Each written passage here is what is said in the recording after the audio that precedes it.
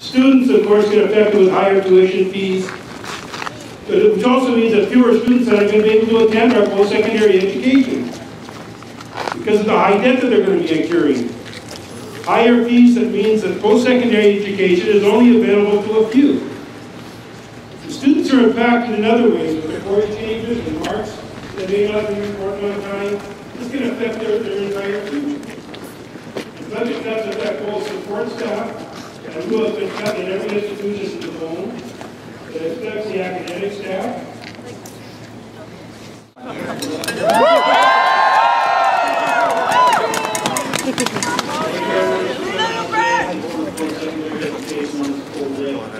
represent over 7,400 graduate students at this institution who are earning master's and doctoral degrees.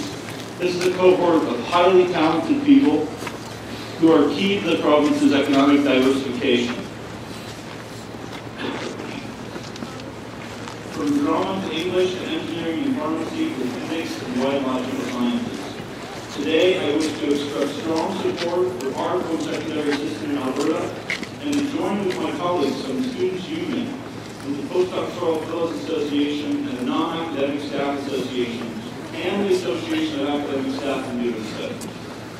The University of Alberta is this province's founding university, chartered by the new government of Alberta in the first sitting of the legislature in 1906. Since then, we've seen many other world-class institutions develop in this province.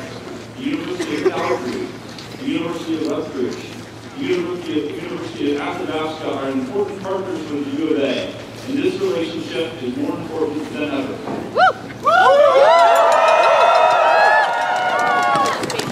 The U of A contributes billions of dollars to the provincial economy, and thus created 5% of our GDP is generated by the U of A. That's big! With our revenues, despite the reactor industry declining, we cannot afford to let the post-secondary system deteriorate or boost the quality of accessibility of education that our students receive. And not just from the U of A, but from all 26 post-secondary institutions in this province.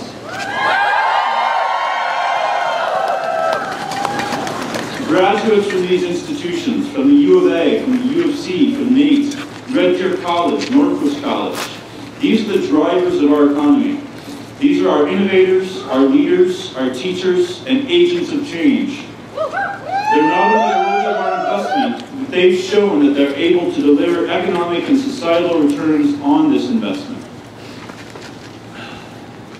Sadly, I believe that the provincial government's March 7th budget demonstrated a lack of understanding regarding the value not only of graduate students, but of all members of the university community and the province's future.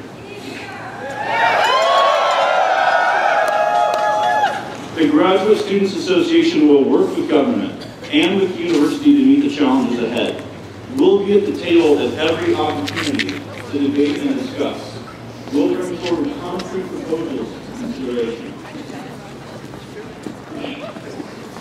That being said, the Premier stated that these cuts are not to be loaded on the shoulders of students in the form of tuition and fees.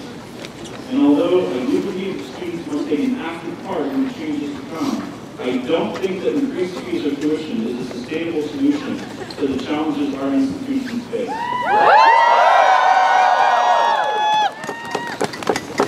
Students realize this, staff realize this, administration even realizes this, but does the provincial government? The voters realize this. No.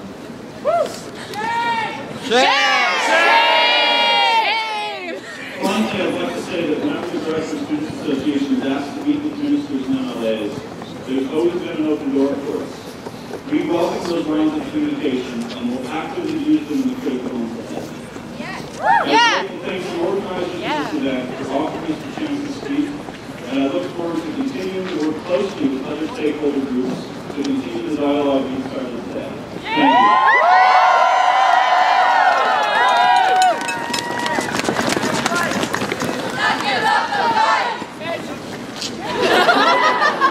I thought I didn't want to do this alone, so I invite the SU executive members who are here to join me. And Mike and Abby, you guys are as well come up. See you.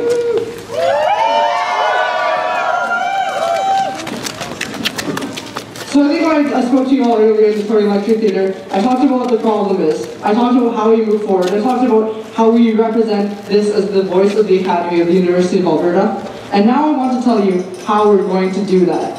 So I think we all have great slides here. It talks about education cuts. It talks about education increases to investment, and setting the 2014 campaign for investment. I think we need to look at this group and the power that we have here today, and it can't stop here.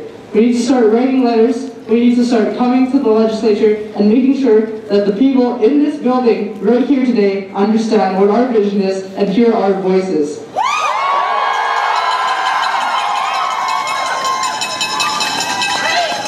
So once again, we see, where did all of these problems come from?